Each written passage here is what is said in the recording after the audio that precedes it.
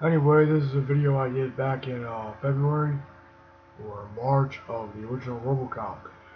So what you're going to see is an older DVD edition, which I apparently rebought without even knowing it, and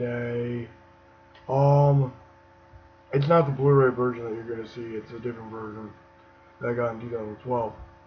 But anyway, I hope you enjoyed this little long-ass review of Robocop, because Robocop is actually a really good movie, and I did see Robocop 2 yesterday. I thought it was okay, but more on that movie later at some point. That movie's more of a mixed bag, but this one, the original Robocop's 2 thumbs way up, 10 out of 10, on par with Blade Runner, Star Wars, and fucking and Soylent Green. Soylent Green, Planet of the Apes, some part of all those fucking movies. It's a great classic science fiction film, and I hope you enjoyed this video.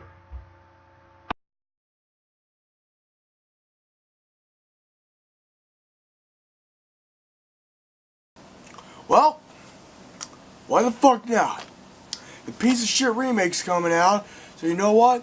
Why not talk about the 1987 classic Robocop? Yes, this is the theatrical version. This is the unrated director's cut version of the film. In fact, this is a really lovely Blu-ray transfer, but I'll get to that later on in another video at some point. When that will be, I have no clue. Now, what more can I say about Robocop? Either version of it. The director's cut really isn't really that big a difference. It's the same runtime as the original, just with a few more seconds of violence, so, yeah. But, this movie, Robocop, I don't know if I can do it justice. I don't know if I can do Robocop justice. This is like as big a task as reviewing Blade Runner, okay? Reviewing Robocop for me is like me trying to like review Blade Runner. It's like so tough to put into words, like how brilliant this movie is. I've seen this film probably 4 times or so, maybe more than that. I remember I got the original DVD back in 2012 and I popped it in one day and just loved it because it's such a brilliant movie, and I picked up on things every time I watch this movie. There's something new I pick up with it. And, man, so what's the plot? It's about a cop named Alex Murphy who is sent from some part of Detroit, and Detroit in this movie is really, really fucked up, okay? It's like the Detroit today, okay? It's like that fucked up. And he's transferred because OCP, which is this huge evil corporation, you know, bought out the cops. So Murphy comes in, he's like, hey, I just got transferred here. And then he goes in, one of the cops says, welcome to hell. That's what this part of Detroit is. It's hell. So he goes in, he meets a cop named Ann Lewis, who becomes his partner. She's like the Black Widow of her day, okay? There's a scene where a person in handcuffs tries to beat her up. She fucking knees the motherfucking karate, kicks him, grabs him, punches him in the face, pops the bubble gum like a badass, and Murphy's like, I must be in love. I'm just kidding. He's got a wife and kid. And, you know, they start to form a really interesting relationship. And in this movie, you know, there's certain, like, little character traits that everyone gets. You know, dialogue, like when Ann is talking to Murphy, she's like, why do you do this? The gun twirl. And he's like, well, my kid watches this show called DJ Laser, and he thinks every cop should be able to do this. And then Ann Lewis is like, don't have this look that just says, don't bullshit me. He's like, okay, I get a kick out of it. And then they get a call that there's this gang of criminals that robbed the bank. And this just shows you how, like, quick and tough Ann Lewis is as a character. She just gets in the car without even talking to Murphy, gets in. And then we meet Clarence Boddicker, one of the best fucking villains of all time. Kurtwood Smith, Jesus Christ, he plays a great villain. He's like, you burnt the fucking money! He's like, I had to blow the door. What do you want me to do? And he's like this to one of his guys. It's all part of shit, Justin. You asshole. You stupid asshole. And then the driver's like, yo, boss. He's like, what? What do you want? And he's like, there's some two cops. And then we get this really good action scene with a tripod, and a Steadicam. And we can actually tell what's going on. Unlike the fucking Hunger Games, where I don't know what the fuck is happening. Well, Murphy gets both guns, gets Ann's gun and his gun, and just starts shooting, shoots one of Clarence's guys down. And then he has one of the best fucking lines. He says to his men, pick him up. And he looks at this guy and he's like, can you fly, Bobby? And he's like, Clarence, no! Boom! Chucks him out the fucking car. It's Murphy's car, and they track him down to their hideout. Yo, fair enterprise, man. We make the stuff, we sell the stuff. Creates free enterprise, And then Murphy sees one of the guys. He shoots one of the guys, and he's like, drop it! Dead or alive, you're coming with me. And then Murphy gets surrounded by some more of Clarence's thugs.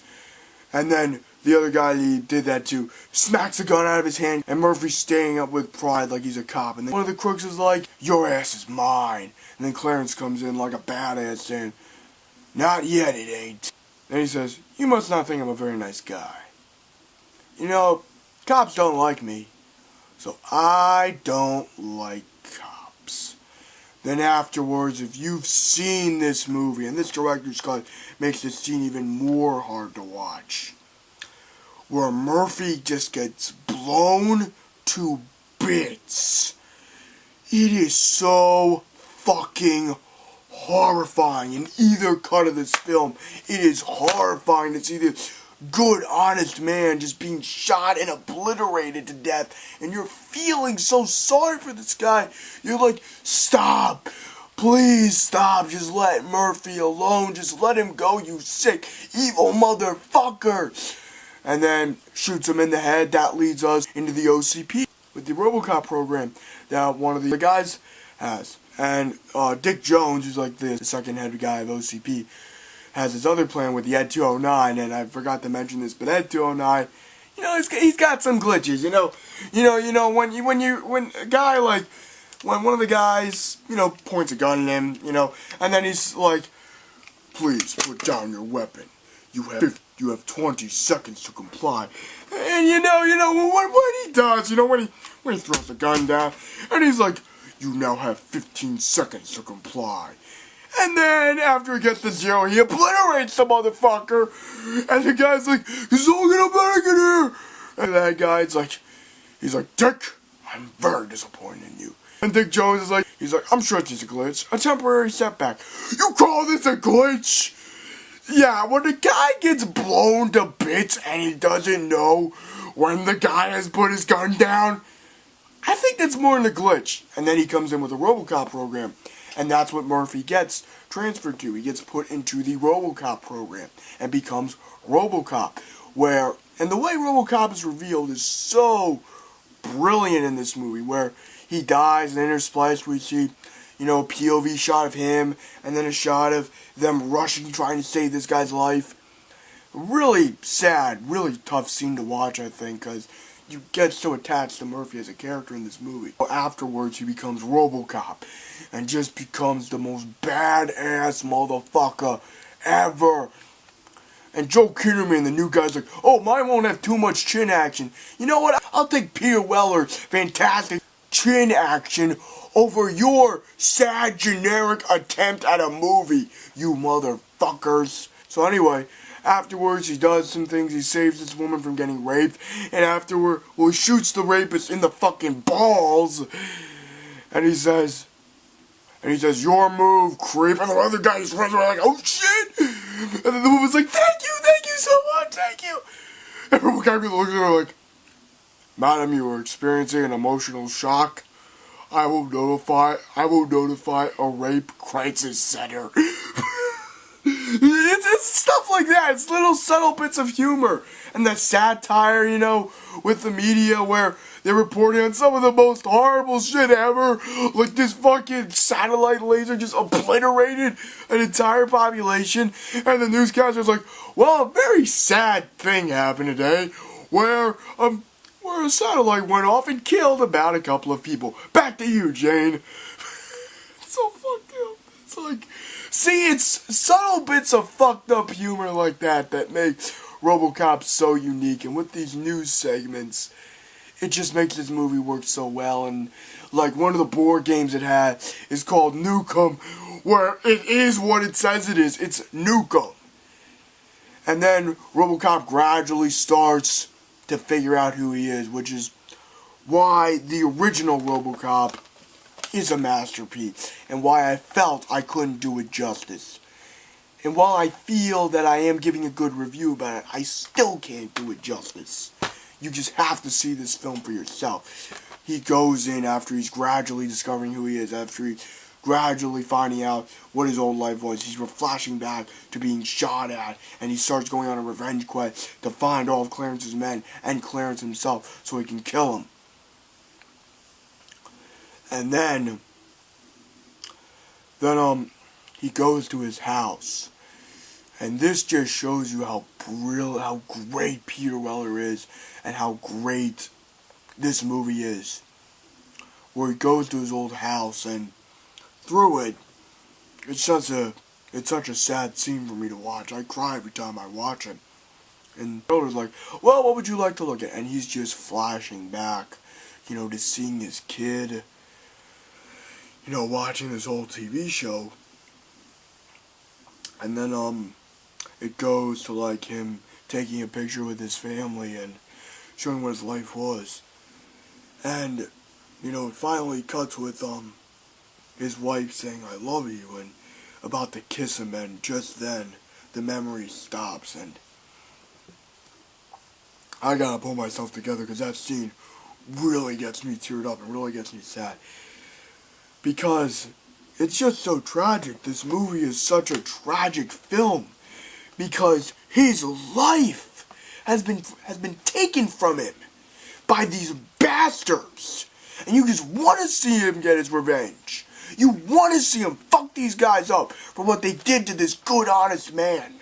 They stole his life from him. They stole his wife and child from him. The worst thing the second worst thing they could have done was make him lose his family. And that is why it's, even though we don't get to know the family, just through Murphy's POV and the cinematography, it makes that scene so sad.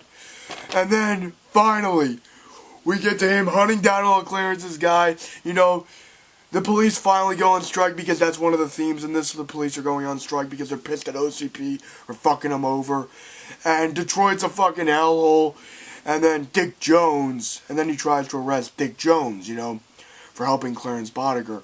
Because afterwards, after he just beats the shit out of Clarence Boddicker, he's like, you have the Clarence Boddicker, you are under arrest. He's like, fuck you. You have the right to remain silent. Wait, listen to me, you fuck. You have the right to an attorney. Anything you say can and will be used against you in a court of law. What is this shit? And Clarence is freaking out because Robocop is just fucking beating the shit out of him.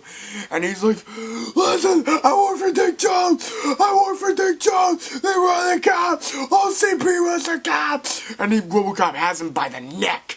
Then he's reminded of his 3 directives.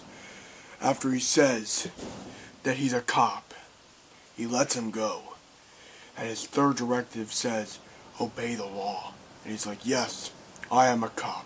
As I said before, like he stood with pride that he was a police officer. He says, I am a cop with pride. Then he fucking throws, he's like, book him. And he's like, what are the charges?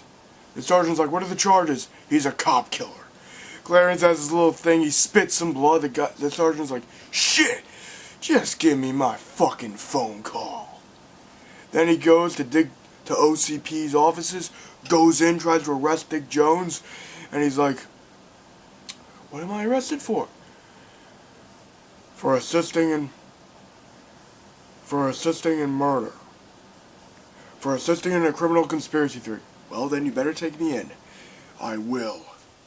Robocop says that to Dick Jones, and then he starts malfunctioning because then you find out his fourth directive, which was you can't arrest an OCP. You can't arrest anyone who's part of OCP. He's like, you really think I wouldn't have a failed safe in there? You're our product. And we can't have our products arresting us, can we? Then he sends Ed 209, and then he admits that he sent Clarence Boddicker to kill Bob Morton, who was the guy who did the Robocop program, and he says, I had to kill Bob Morton because he made a mistake. Now it's time to erase that mistake. And this scene is like hard to watch because Ed 209, because Robocop's no match for Ed 209. He's running away. Ed 209 shooting him. Robocop is real bad. Boom! He forces Ed 209 to shoot one of his own arms off. And then finally, there's this real funny bit where he's trying to kill Robocop. Robocop's running down some stairs. Ed 209's like, shit, stairs, fuck! He's like, ah, fucking stairs! Yeah, Dick, maybe you should have made sure your fucking death machine could go downstairs. And then the cops come in and start shooting Robocop, and then Ann Lewis comes in to save Robocop from these sick police officers.